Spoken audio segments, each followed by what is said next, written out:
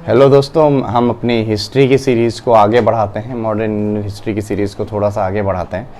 Last chapter में जैसा कि हमने लास्ट चैप्टर में देखा था 1857 की क्रांति हम देख चुके हैं। 1857 का revolt, first war of independence जिसे बोलते हैं। हमने उसके आगे 1857 का फेज देखा।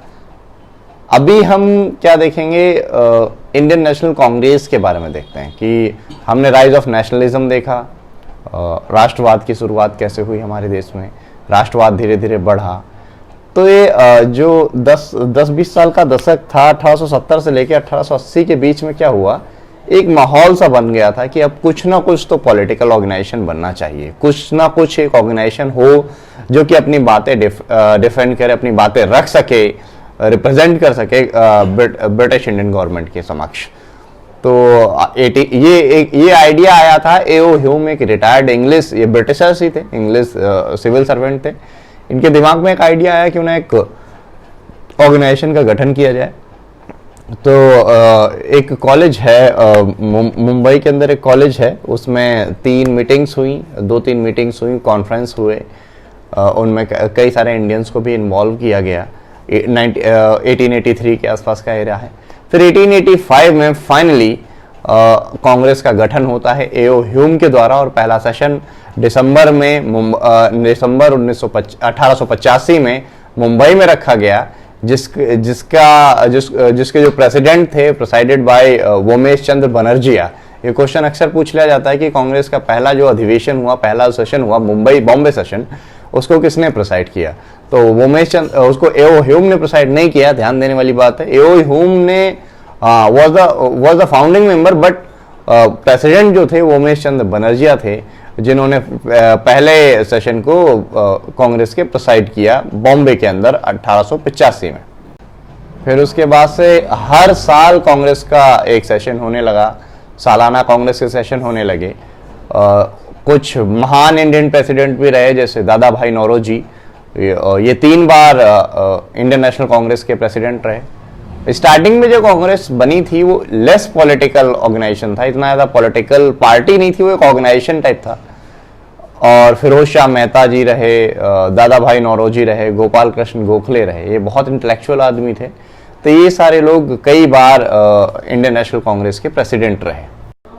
1890 में कांग्रेस का एक और सेशन होता है, उसमें कादम्बिनी गांगुली जी, ये कैलकाटा यूनिवर्सिटी से ग्रेजुएट थी, ये इंडिया की फर्स्ट वुमन प्रेसिडेंट थी जिन्होंने कांग्रेस को प्रेसाइड किया। ये क्वेश्चन कभी कभी आ जाता है कि who was the first woman presided the Indian national Congress session. So she was Kadambini Ganguly, ये कैलकाटा यूनिवर्सिटी से ग्रेजुएट थी। और जो मेन रीजन था कांग्रेस के गठन का, वो पहला तो इनकी जो ब्रिटिश की इकोनॉमिकल पॉलिसी थी, जो वेल्थ ड्रेन वाला कॉन्सेप्ट था। ये वेल्थ ड्रेन की थ्योरी दादा भाई नौरोजी ने दी। इन्होंने ब्रिटिश इंडियन सोसाइटी की स्थापना भी लंदन में करी। He was the first Indian who was elected the member of parliament in British parliament. और इन्होंने ब्रिटिश इंडियन सोसाइटी की स्थापना करी थी इंग्लैंड में। तो इन्होंने एक थ्योरी दी, जैसे अभी ब्रेन ड्रेन का कंसेप्ट आता है, उसी टाइम पे उन्होंने वेल्थ ड्रेन की थ्योरी दी कि हमारा धन का निष्कासन हो रहा है, यहाँ से ब्रिटिशर्स कमा रहे हैं और ये निवेश कर रहे हैं जाके इंग्लैंड में। तो ये थ्योरी इससे बहुत ज़्यादा लोग इंस्पायर हुए, धीरे धीरे जुड़े। लेकिन प्रॉब्लम ये थी, जो स्टार्टिंग के कांग्रेस का फेज था, कांग्रेस एक्चुअली 3 फेजों में डिवाइडेड है। पहला मॉडरेट फेज था, जो आप 1885 से 1905 तक के बीच का फेज था। उसके बाद एक्सट्रीमिस्ट फेज आता है। एक्सट्रीमिस्ट जो फेज है, मॉडरेट को बोलते हैं उदारवादी, एक्सट्रीमिस्ट को बोलते हैं उग्रवादी। एक्सट्रीमिस्ट फेज 1906 से 1916 के आसपास रहता है, 15-16 के आसपास मानते हैं। और जो लास्ट फेज था उसको बोलते हैं Gandhian phase of Congress. Gandhian phase of Congress जो हमारा है, वो 1915-16 से लेकर 1947 तक जो फेज रहा, उसको हम इंडिपेंडेंस तक, उसको गांधीयन फेज ऑफ कांग्रेस कहते हैं। तो ये तीनों फेज में बहुत सारे अंतर थे, बहुत सारे डिफरेंसेस थे। इन पे धीरे धीरे करके एक एक पे बात करेंगे। अभी हम एक कारण और था कांग्रेस के बनने का, क्योंकि हमारे कांग्रेस के बनने का अगर ओवरऑल देखें, मेन रीजन यही था, हमारे देश में राष्ट्रवाद की शुरुआत हो चुकी थी। Nationalism, early nationalism was the basic unit to the foundation of Indian Congress.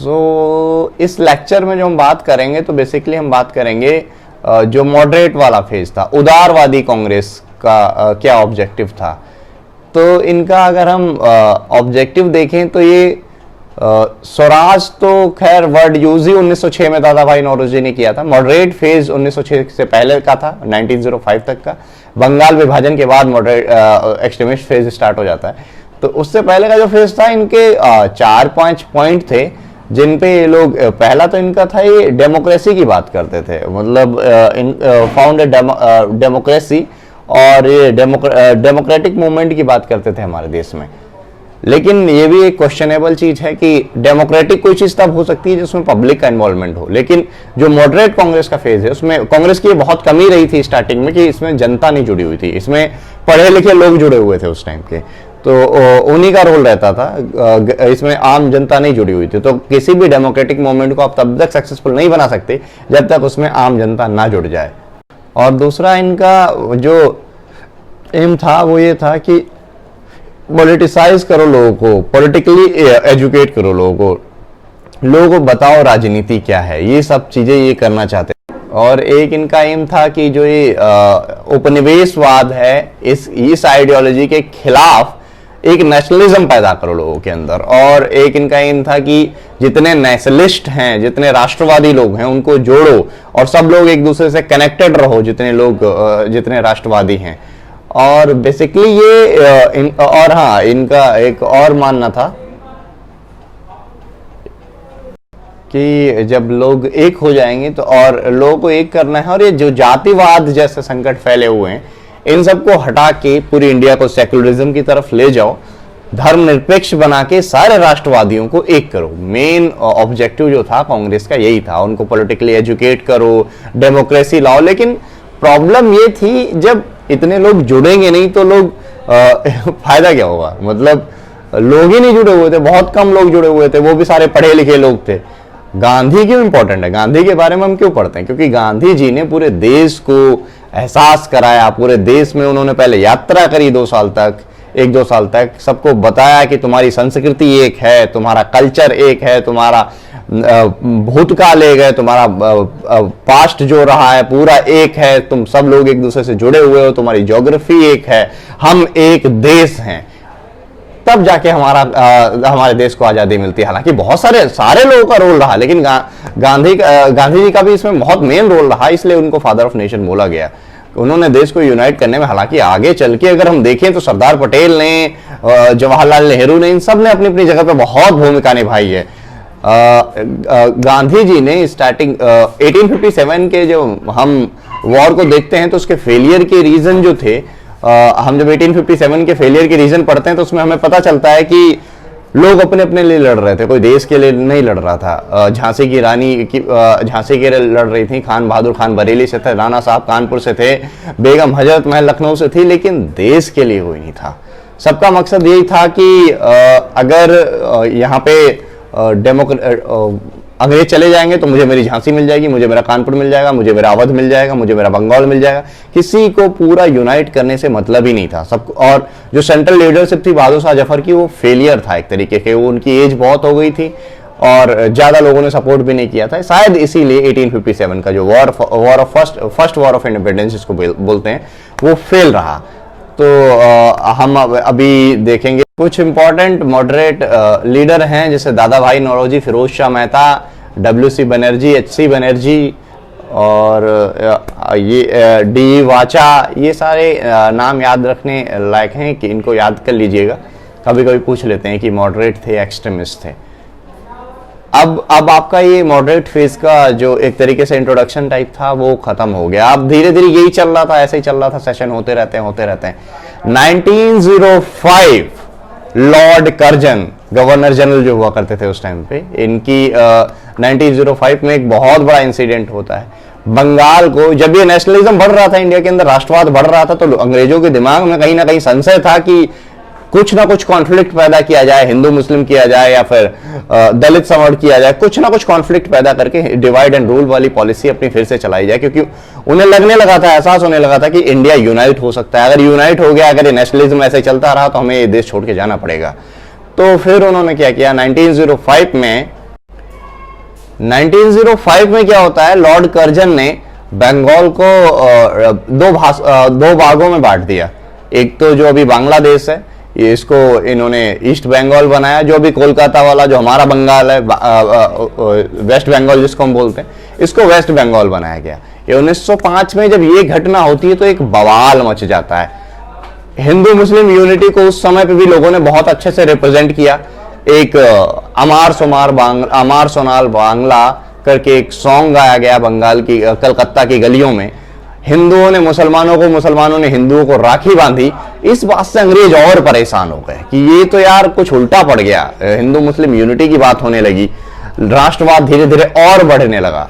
जब ये सब कुछ हो रहा था तो उन्होंने सोचा कि अब कांग्रेस भी अपने अलग फेज में जाने लगी थी। 1906 का जो सेशन होता है उसमें दादा भाई नौरोजी कहते हैं कि हमें स्वराज चाहिए। अब स्वराज की भी बात करते हैं। स्वराज कई तरीके, हालांकि पूर्ण स्वराज जो वर्ड है वो सबसे पहले जवाहरलाल नेहरू ने बोला।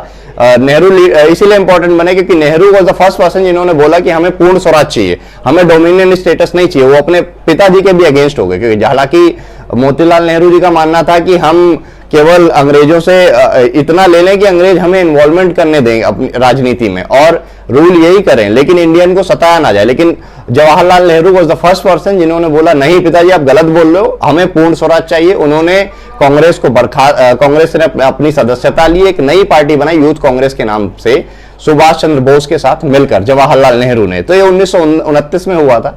यही रीजन है कि 1929 का जो अध्यक्ष था इंडियन नेशनल कांग्रेस का, वो जवाहरलाल नेहरू को चुना गया था लाहौर सेशन में।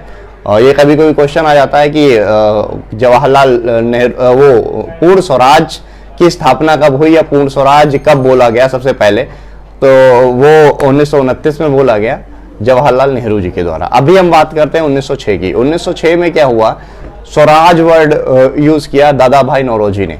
तो ये जो मॉडरेट थे, जितने भी मॉडरेट थे कांग्रेस का, इनका स्वराज का एक तरीका कुछ अलग था। हालांकि हम ये नहीं कह सकते कि ये फेलियर था। राष्ट्रवाद को शुरुआत करने की सबसे बड़ी पहल जो है वो कांग्रेस ने ही रखी, मॉडरेट ने ही रखी।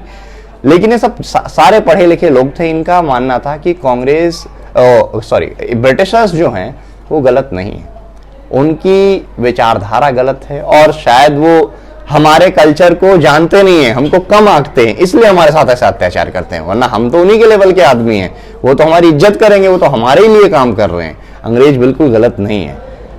कुछ लोग गलत हैं, उनकी कुछ पॉलिसीज गलत हैं, वो इसलिए गलत है क्योंकि वो हमें समझते नहीं है और इसके लिए उनका विरोध करना पड़ेगा जिससे वो सुधर जाएं। ये मॉडरेट की विचारधारा थी। लेकिन प्रॉब्लम ये थी, इसमें बहुत कम लोग जुड़े हुए थे, जनता इसमें जुड़ी नहीं थी, बिल्कुल जनता का इन्वॉल्वमेंट नहीं था। इसीलिए हम पढ़ते हैं कि जब गांधी जी को फर्स्ट टाइम कांग्रेस के अधिवेशन में जो बनारस में चल रहा था BHU के अंदर, तो इनको जब बुलाया गया कांग्रेसियों के द्वारा, तो गांधी जी ने बोला यो कांग्रेस इज फेल्ड।